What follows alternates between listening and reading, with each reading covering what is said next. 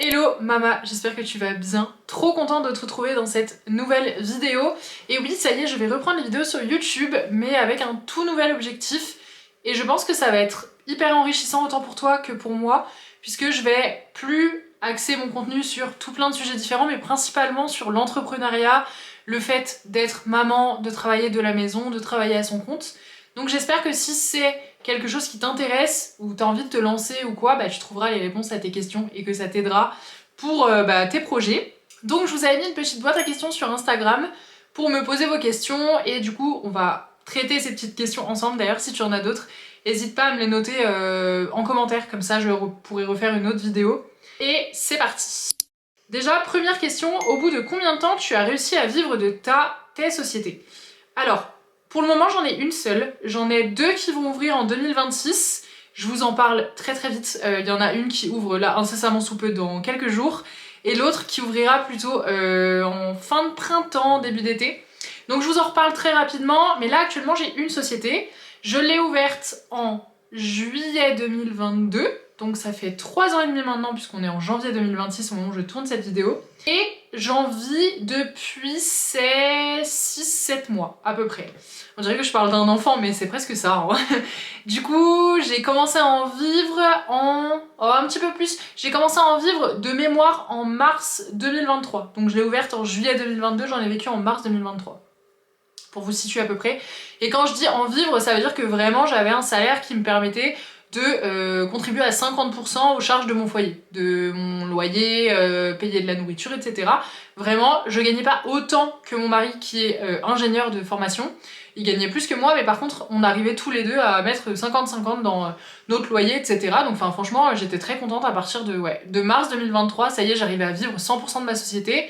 Sachant qu'avant ça, j'ai eu de la chance puisque les jobs que j'ai cumulés en étant étudiante m'ont permis d'avoir accès au chômage et donc du coup j'ai pu en fait avoir une aide financière le temps de vivre de mon entreprise. Donc franchement c'était trop bien, ça s'était super bien goupillé et donc un petit peu moins d'1 an finalement. C'est vrai qu'on entend souvent qu'il faut 2 ans pour qu'une entreprise fonctionne. En fait c'est faux, il y a des gens où ça va jamais fonctionner en fait et pour d'autres ça va fonctionner au bout de 3 mois. Pour moi ça dépend de comment vous êtes formé, ça dépend de votre produit, ça dépend de votre axe de communication, ça dépend de tout plein de choses. Moi, avec du recul, je sais que j'aurais pu aller bien plus vite si j'avais suivi les bonnes formations dès le départ, si j'avais appris en fait des bonnes personnes dès le départ. Bon, ça a pris un peu plus de temps, mais en vrai, c'est pas grave. Ce qui compte, c'est que j'ai réussi, donc voilà, en gros, pour vous situer un petit peu. Comment tu t'organises pour gérer bébé, la maison, etc. Alors, la situation que j'ai actuellement, elle va changer, mais actuellement, j'ai mon mari qui est à la maison avec moi. Donc ça, c'est vrai que c'est un gros game changer, puisque pour s'occuper d'Edouard, forcément, je suis pas toute seule. Comme je vous le disais, ça va changer puisqu'on a beaucoup de projets pour l'année 2026. Et jusqu'à maintenant, en fait, Valentin, donc mon mari, travaillait avec moi en partie et il avait également son entreprise. Mais pour plein de raisons, en fait, et notamment parce que on souhaiterait acheter une maison, etc., il va reprendre un job salarié sur 2026. Donc actuellement, c'est assez simple de m'organiser niveau travail. En général, je travaille sur les siestes d'Edouard. Je travaille également sur le soir, en fait, quand il est couché. Donc ça me fait déjà 5-6 heures cumulées, on va dire, avant que moi j'aille dormir. En général, je me couche du coup vers minuit à 1h du matin pour pouvoir travailler entre 20h et minuit, quoi. Je m'occupe de la vaisselle, etc. en général après cette session de travail-là. Et c'est souvent Valentin qui cuisine la journée quand Edouard est à la sieste.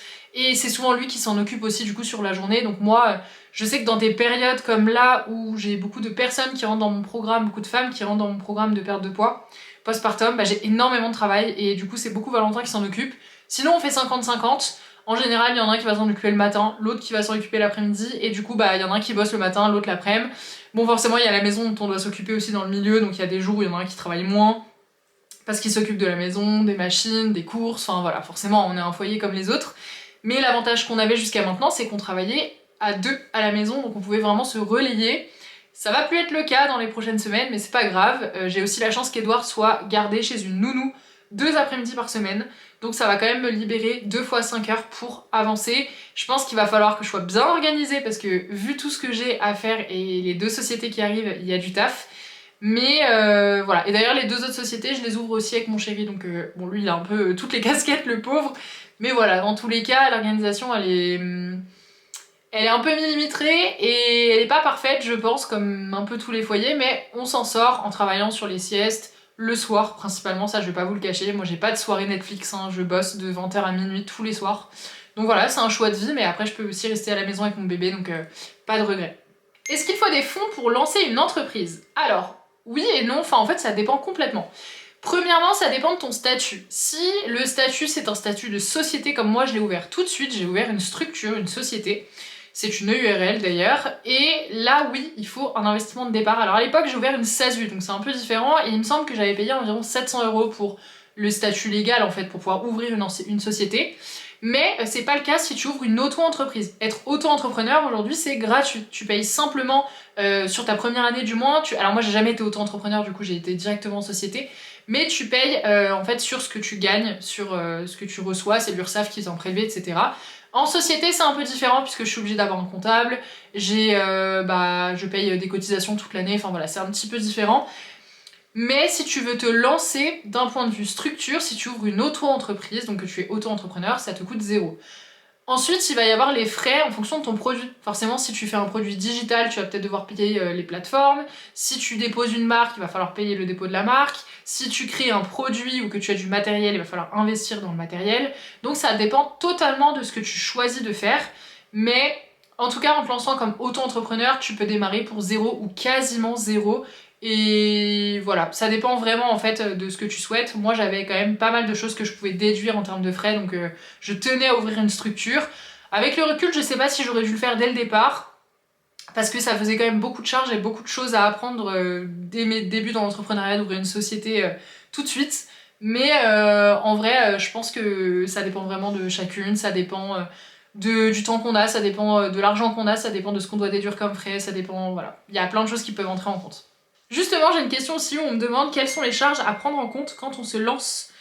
Eh bien, du coup, si t'es en auto-entrepreneur, en tout cas de ce que je connais, parce que du coup mon mari est en auto-entrepreneur, il y a simplement le pourcentage d'URSSAF à reverser en fonction de ce qu'on gagne. Donc là, il n'y a pas 10 000 trucs à penser, c'est juste qu'il faut faire attention. En fonction du chiffre d'affaires qu'on gagne, il y a une partie qui va être reversée à l'URSSAF. Quand on est en société, par contre, c'est un petit peu différent, puisque là, il va y avoir à prendre en compte qu'il nous faut forcément un comptable. Il faut ouvrir aussi un compte professionnel, ça peut aussi être le cas avec l'auto-entreprise, je pense, parce que c'est plus simple d'avoir un compte séparé, mais c'est pas une obligation. Donc il faut un compte bancaire professionnel, il y a les frais du coup de création de la société, mais ça c'est qu'une seule fois. Qu'est-ce qu'il peut y avoir d'autre? Après, en fonction du statut, quand on se donne un salaire, il y a des charges. Donc ça dépend en fait, il y a vraiment plein de cas différents. Là pour le coup, moi je suis pas une experte comptable. Le mieux, je vous conseille, moi c'est comme ça que j'ai tout appris, c'est de suivre le compte Dougs, D-O-U-G-S, d'ailleurs c'est mon cabinet comptable encore aujourd'hui, sur YouTube. C'est pas du tout sponsor, hein, vraiment, je les ai trouvés moi et ça m'a sauvé pour comprendre un petit peu les statuts et tout. Mais ils sont d'excellents conseils et du coup en fonction de votre situation, vous pourrez trouver un cas pratique, vous allez vous identifier, trouver les réponses à vos questions, donc ça c'est vraiment pas mal.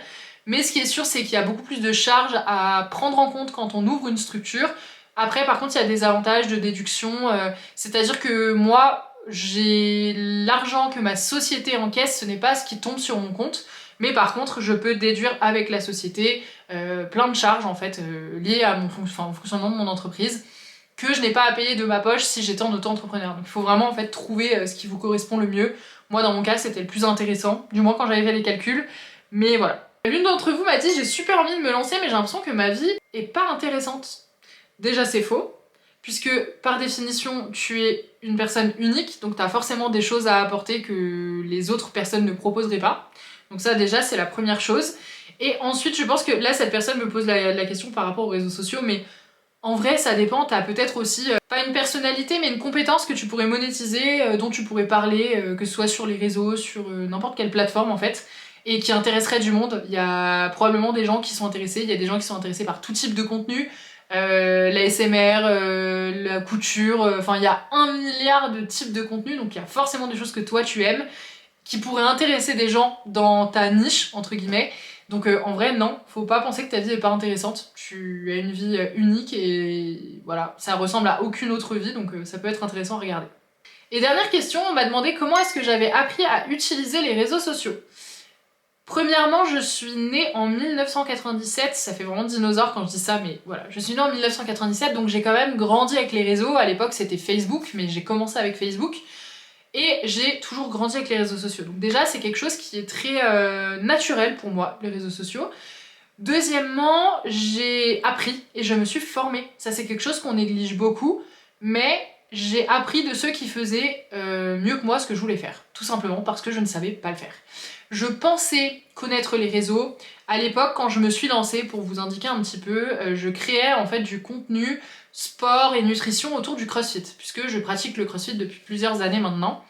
J'étais absolument passionnée de ça, et en ayant mon diplôme en fait de coach sportive, je me suis dit je vais parler autour de mathématiques parce que c'est ce qui m'intéresse en fait, donc je vais parler de ce sport-là. Mais au début, je savais pas trop comment faire. J'avais, je crois, 120 abonnés pendant 3-4 mois. Enfin, vraiment, je galérais quoi. Je prenais pas d'abonnés, je savais pas trop comment faire du contenu. Et j'ai suivi une première formation qui m'a à l'époque coûté 3 500 €. Donc c'est pas les 3 500 € les mieux investis, mais j'ai quand même appris pas mal de choses. Avec du recul, il y a des formations moins chères sur le marché qui sont bien mieux. Attention, les formations à 100 balles, 50 balles, c'est en général nul. Donc vraiment, ne les achetez pas, vous perdez juste votre argent. Si vous voulez vraiment des résultats, faut investir sur vous avec des formations qui vont coûter parfois plus de 2000 €, mais pour le coup, c'est comme ça qu'on a des vrais résultats. Moi, je préfère 2000 € bien investis que 100 balles jetées à la poubelle, personnellement. Mais voilà, donc j'ai fait une première formation qui m'a coûté 3500 €, qui m'a bien aidée, mais à la fois c'était pas trop en fait ma façon de voir, c'était un peu axé masculin, c'était un homme d'ailleurs qui tenait cette formation, et je trouvais ça un peu rude, un peu... Voilà, pour trouver des clients, fallait envoyer des messages, fallait démarcher les gens, c'était pas du tout ce que je voulais faire. Donc au final, ça m'a appris un petit peu les bases de la communication, mais je m'y suis pas trop retrouvée. Il me semble que je suis montée jusqu'à 7000 ou 6000 abonnés avec cette formation-là, donc j'ai quand même pris pas mal d'abonnés, voilà. Mais j'étais pas trop alignée avec la façon de marketer, je vendais mon produit, mais je me vendais vraiment pas très cher aussi, enfin vraiment à l'heure, quand on regardait par rapport à ce que je me faisais prendre par l'URSSAF ensuite, enfin vraiment je me sous-payais quoi. Donc j'ai continué comme ça, j'ai persévéré, je pense que je travaillais bien 70-75 heures par semaine, c'était n'importe quoi, je bossais 11 à 12 heures par jour, 7 jours sur 7, donc c'était vraiment le rush quoi. Évidemment c'était avant d'avoir Edouard parce que ce serait impossible maintenant, mais c'était sur ma première année d'entreprise en fait, donc j'ai tout donné. Et ensuite j'ai acheté une deuxième formation par la suite, un peu plus tard. C'est la formation Success Story Pro d'une de mes copines business qui s'appelle Mathilde, et franchement elle est géniale, elle est absolument merveilleuse cette formation, et c'est là que j'ai tout appris, principalement sur comment communiquer, comment être moi alignée en fait à ce que je propose, parce que c'est pas qu'une question de communication et de business, en fait je transpire ce que je partage. J'ai vraiment à cœur d'aider les femmes à se sentir mieux dans leur corps, du moins pour ma première société, parce que j'en ai d'autres qui arrivent. Mais j'ai plein d'objectifs, et en fait c'est hyper important pour moi, et c'était important pour moi de réussir à me démarquer de ma concurrence et à vendre mon produit, parce que je voulais aider ces femmes-là. Et je savais que si moi j'arrivais pas à communiquer, elles auraient pas connaissance de mon offre, et donc je pourrais pas les aider. Je sais pas si vous voyez ce que je veux dire.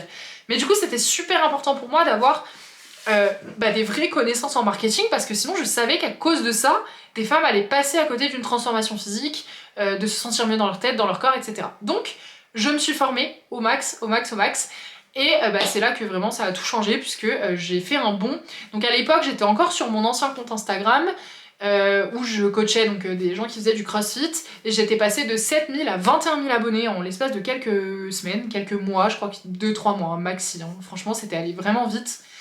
Pour plein de raisons, j'ai dû fermer ce compte, notamment parce que CrossFit est une marque et qu'il me menaçait de m'attaquer en fait si je continuais de vendre au nom de la marque, puisque je disais que je vendais pour des crossfitters, donc ça leur plaisait pas du tout. Bref, je vais pas rentrer dans le débat, mais du coup, j'ai décidé d'arrêter parce que je voulais pas de problème avec la justice. Moi, à la base, j'ai mon diplôme de coach, j'ai mon diplôme de coach de CrossFit. J'étais dans les règles, mais eux, ils veulent pas en fait qu'on utilise la marque. Voilà, je peux le comprendre aussi. Mais bref, donc j'ai dû en fait arrêter ce compte-là. Et à l'époque, c'est vrai que ça m'avait mis un coup parce que déjà, j'avais mis du temps à construire tout ça. Et deuxièmement, c'était ma passion et j'avais vraiment en fait envie de continuer d'aider des gens, moi. Donc voilà, je le vivais un peu mal.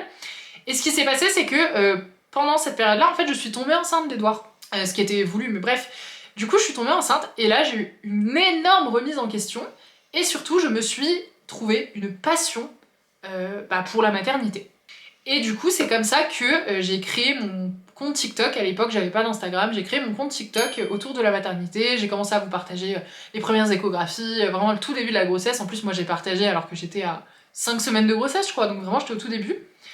Et en fait, ça m'a animée. Je me suis dit, mais c'est incroyable comme milieu. Le milieu de la maternité, en fait, j'adore, quoi. Donc au début, je faisais simplement des petits TikTok comme ça. Je vous ai des vidéos tous les jours. Et puis ma communauté est montée assez rapidement. Et petit à petit, je me suis dit, mais en fait, le coaching me manque. Comment est-ce que je pourrais allier ce pourquoi je suis douée, en fait, le fait de coacher, d'aider des femmes à se sentir mieux, parce que déjà, le CrossFit, je coachais que des femmes. Du coup, un milieu qui me passionne, qui est la maternité, et c'est comme ça qu'est né Reborner. Donc pour celles qui connaissent pas, c'est mon programme de perte de poids postpartum, justement. Et c'est venu de là. Et ensuite, du coup, j'ai créé mon compte Instagram, j'ai commencé à communiquer autour de ça, pour voilà, revendre cette offre-là et pouvoir aider des femmes à perdre du poids, à se sentir mieux dans leur corps et tout. C'était vraiment important pour moi. Donc en fait, j'y gagnais sur tous les plans puisque ça me permet de vivre forcément de ma passion et de vivre de ce que je fais en fait. Et à la fois, j'aide des femmes à se sentir mieux. Donc pour moi, c'est vraiment le jackpot et le combo gagnant. Donc je suis trop heureuse d'être coach et d'aider des femmes au quotidien. C'est vraiment un bonheur absolu. Voilà. Donc en gros, c'est comme ça que moi j'ai fonctionné. Mais vraiment, le seul conseil que je peux vous donner, c'est formez-vous. C'est vraiment trop important. En fait, je vois trop d'entreprises et de personnes qui se butent, qui se démènent comme pas possible pour que leur entreprise fonctionne et ça ne décolle jamais. Pourquoi ? Parce qu'ils savent pas communiquer. On peut être le meilleur coach de la Terre, si on ne sait pas vendre son offre, si on ne sait pas en parler, on la vendra jamais. Donc en fait, c'est aussi important que la compétence dans le milieu dans lequel vous voulez vendre un produit, une offre ou autre. Donc vraiment, c'est très très très très important de vous former, à ne pas négliger, vous perdez du temps et de l'argent en ne vous formant pas. Sur le long terme, en fait, c'est tellement rentabilisé. Certes, c'est une dépense en fait au moment où on investit dans le programme, dans la formation ou autre, mais c'est rentabilisé sur du long terme sans aucun souci. Moi, j'aurais jamais fait des chiffres d'affaires comme je l'ai fait. D'ailleurs, je vous en parlerai dans d'autres vidéos si ça vous intéresse. Mais voilà, je fais des chiffres d'affaires à 6 chiffres maintenant toutes les années. J'ai juste pas fait sur ma première année, il me semble. Et du coup, j'aurais jamais pu faire ça si jamais j'avais pas suivi une formation. Donc c'est très important de ne pas négliger ça, de pas penser qu'on sait, parce que si au final, au bout de 2-3 mois, il n'y a pas de résultat, ça veut dire qu'on sait pas et qu'il faut apprendre de quelqu'un qui fait mieux que nous ce qu'on veut faire. Voilà.